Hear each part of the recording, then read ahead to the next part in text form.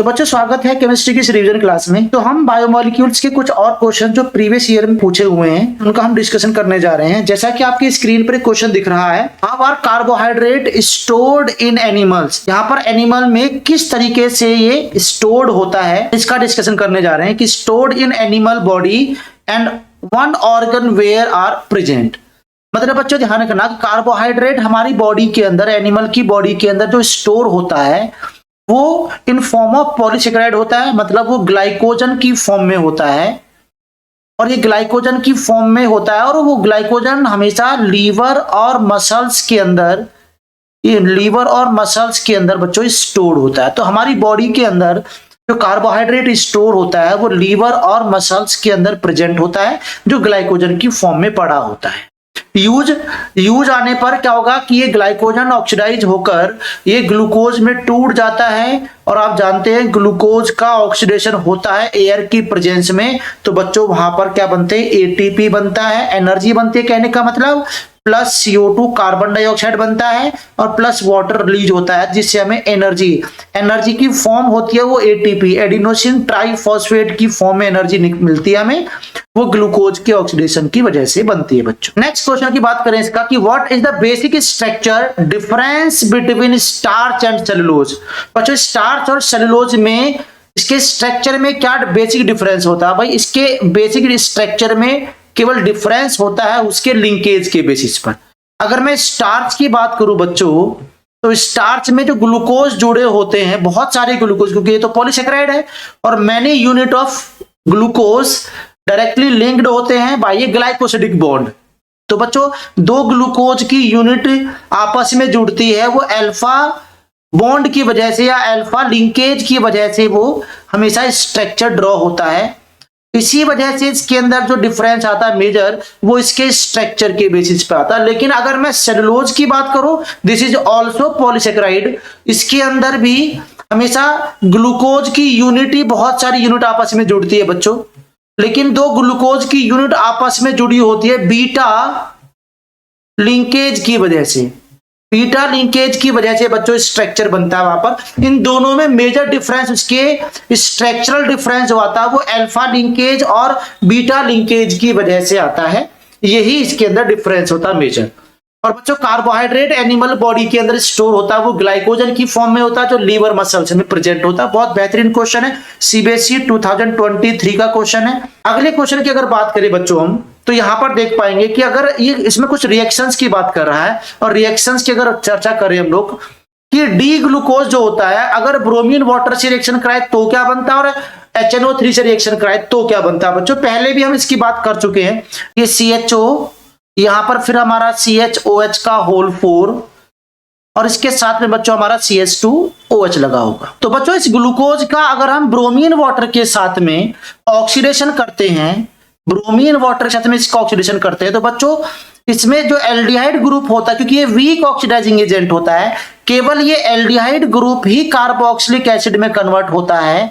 बाकी जो alcoholic group होते हैं बच्चों वो एज इट इज लगे रह जाते हैं। तो यहां पर जो बनने वाला प्रोडक्ट है उसका नाम होता है ग्लूकोनिक एसिड, बोलते हैं बच्चों इसको, ग्लूकोनिक एसिड बनते हैं। लेकिन अगर कार्बोहाइड्रेट को CHO, फिर यहां पर बच्चों CHOH का होल 4 और यहां पर आपका CH2OH, इसको अगर मैं HNO3 के साथ रिएक्शन कराऊं बच्चों, तो HNO3 के साथ में कराएंगे रिएक्शन, तो ये एल्डिहाइड ग्रुप तो ऑक्सीडाइज होगा ही होगा, साथ में प्राइमरी अल्कोहलिक ग्रुप भी ऑक्सीडाइज होगा और ये दोनों डायरेक्टली कन्वर्ट हो जाएंगे कार्बोक्सिलिक एसिड में। बाकी सेकेंडरी अल्कोहल तो बीच में लगे हुए हैं 4, तो बच्चों वो ऐसे कैसे रहने हैं, लेकिन नीचे प्राइमरी अल्कोहल वो कन्वर्ट हो जाता है एसिड के अंदर, दिस इज कॉल्ड सैकरिक एसिड। तो बच्चों नाइट्रिक एसिड की वजह से ग्लूकोज सैकरिक एसिड बदल जाता है और ब्रोमीन वाटर की वजह से ग्लूकोज ग्लूकोनिक एसिड में कन्वर्ट हो जाता है। तो बच्चों ये भी हमारा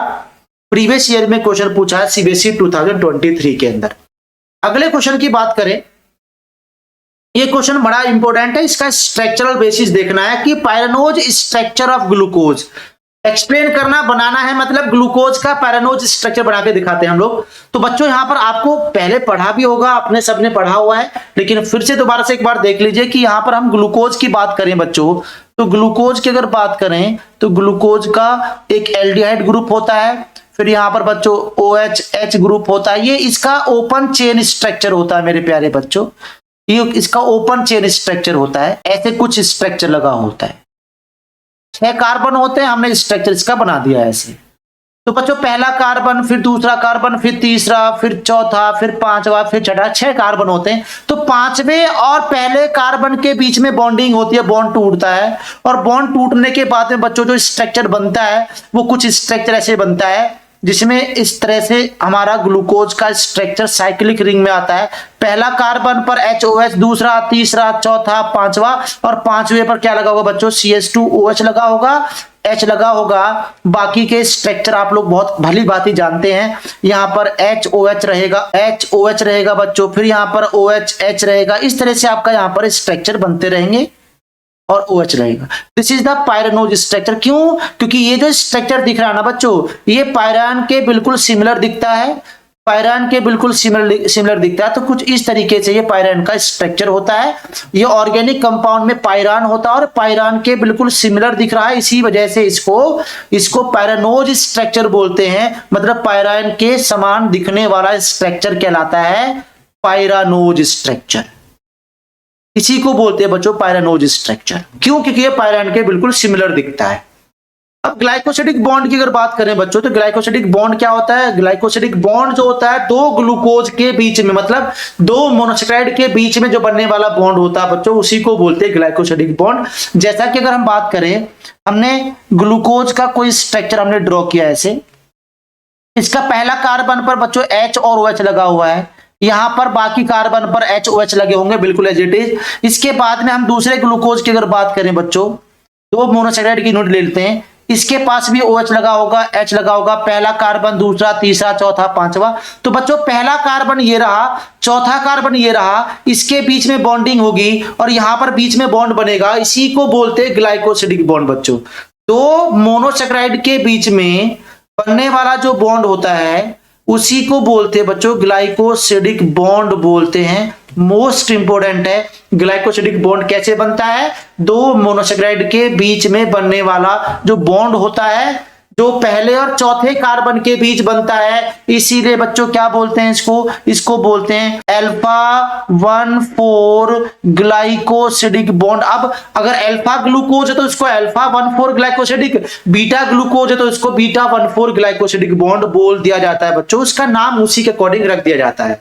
इस बात से भी आप भली भांति परिचित हो चुके हैं। तो हमने ग्लूकोज के कुछ मॉलिक्यूल की बात चर्चा कर चुके हैं, उसकी रिएक्शंस की भी हम चर्चा कर चुके हैं बच्चों। अगली बात अगर करें हम लोग, तो यहां पर बोल रहा है कि डिफरेंस अल्फा और बीटा ग्लूकोज के बीच का डिफरेंस हमें यहां पर बताना है बच्चों। तो अगर मैं बात करूं इनके बीच में डिफरेंस अगर पता करें हम लोग, तो बच्चों जो ग्लूकोज होता है हमारा, जो ग्लूकोज होता है, ग्लूकोज की दो फॉर्म होती है, एक अल्फा फॉर्म होती है, एक बीटा फॉर्म होती है, सभी जानते हैं बच्चों। और कैसे होती है? पहले कार्बन पर OH का कॉन्फ़िगरेशन चेंज होता रहेगा, तो उसी वजह से बच्चों उसको अल्फा और बीटा बोलते हैं। इन दोनों के बीच में मेजर डिफरेंस होता क्या है, उस बात की अगर हम चर्चा कर ले तो ये क्वेश्चन भी हमारा बड़े आसानी से CBSE 2011 में क्वेश्चन पूछा हुआ है बच्चों। ग्लूकोज के सॉल्यूशन से अल्फा ग्लूकोज जो ऑब्टेन होता है, ऑब्टेन बाय द क्रिस्टलाइजेशन बच्चों, क्रिस्टलाइजेशन से होता है crystallization of concentrated solution of glucose. Glucose के कॉन्संट्रेटेड सॉल्यूशन का क्रिस्टलाइजेशन होता है एट 303 केल्विन। तो बच्चों अल्फा ग्लूकोज ऑब्टेन होता है। ये बात को बहुत अच्छे तरीके से जान लो आप। और ये जो बीटा ग्लूकोज बच्चों ऑब्टेन होता है, ये कब ऑब्टेन होता है? कि जब ऑब्टेन बाय द क्रिस्टलाइजेशन, ये भी क्या होता है बच्चों? क्रिस्टलाइजेशन से ऑब्टेन होता है, लेकिन किससे? Of concentrated solution of glucose at 371 kelvin. ध्यान रखना अलग अलग टेम्परेचर पर ये ऑब्टेन हो रहे हैं।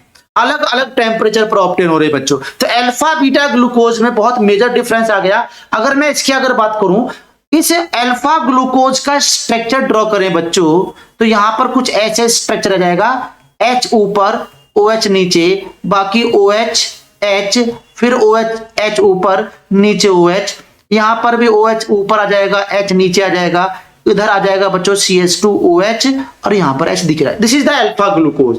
अल्फा ग्लूकोज बोल रहे हैं बच्चों, पहले कार्बन पर OH ग्रुप का कॉन्फ़िगरेशन चेंज हो रहा है, इसलिए इसको अल्फा कार्बन बोल रहे हैं। अगर मैं बीटा कार्बन की बात करूं बच्चों, तो बीटा कार्बन का स्ट्रक्चर बनाना बड़ा आसान होगा।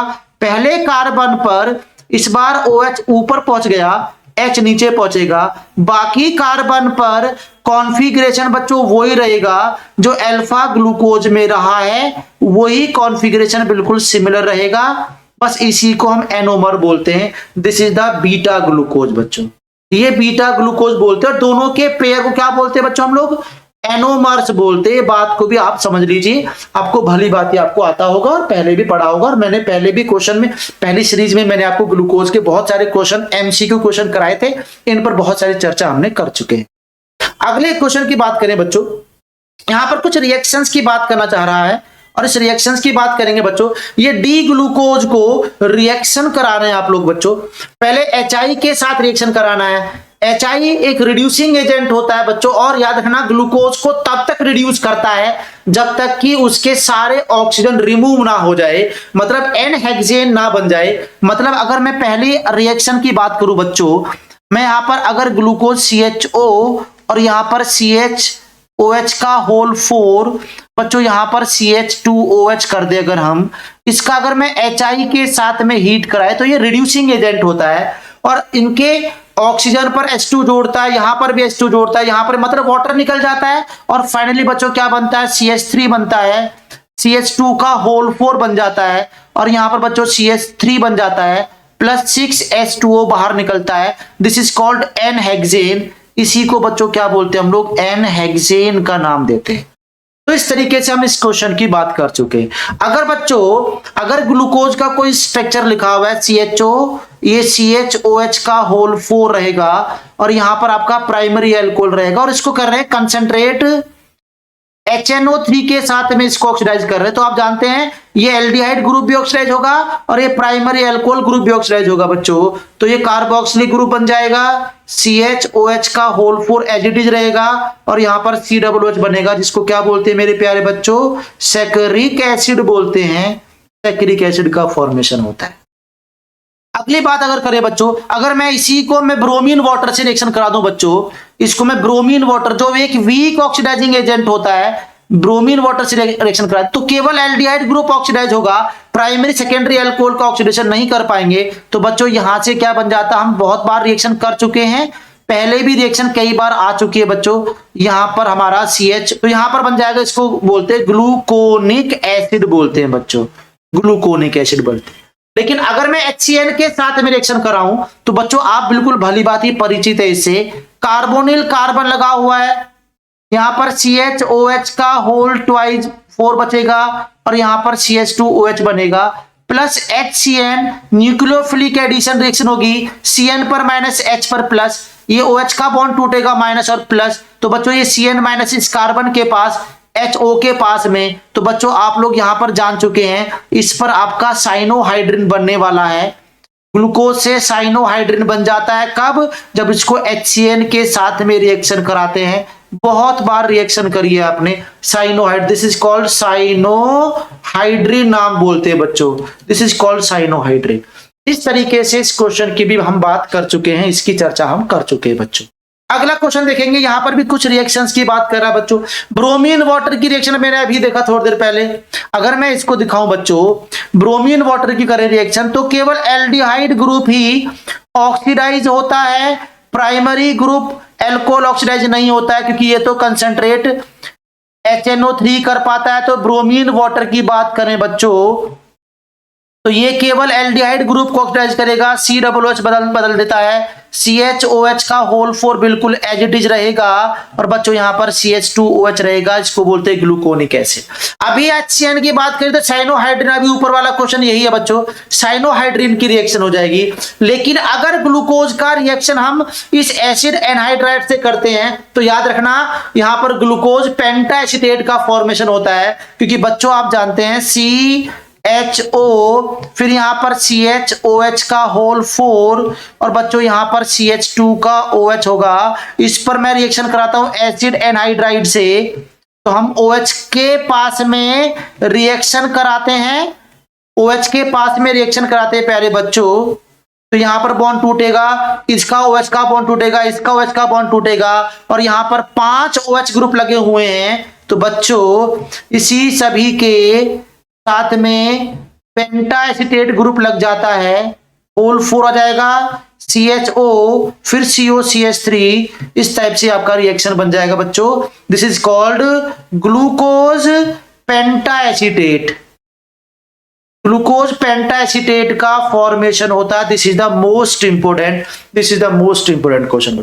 तो इस तरीके से हम लोग, ये भी हमारा CBSE 2019 का क्वेश्चन है बच्चों, CBSE 2019 में क्वेश्चन पूछा हुआ है। तो आप इस तरह के क्वेश्चन को भी बेहतर तरीके से कर सकते हैं। आपको आइडिया लग चुका है बायोमोलिक्यूल्स में किस किस टाइप से हमारे क्वेश्चन पूछे जाएंगे, सब्जेक्टिव क्वेश्चन कैसे पूछे जा सकते हैं और ऑब्जेक्टिव क्वेश्चन की मैंने पहले चर्चा कर चुके हैं हम लोग, और इसमें सब्जेक्टिव क्वेश्चन की बात हम लोग अब करते जा रहे हैं बच्चों। तो अगली क्लास में हम लोग कुछ और क्वेश्चंस बायोमोलिक्यूल्स के लेके आएंगे, फाइनल सीरीज होगी वहां पर और उसमें हम सभी क्वेश्चंस को कंप्लीट कर चुके होंगे बच्चों।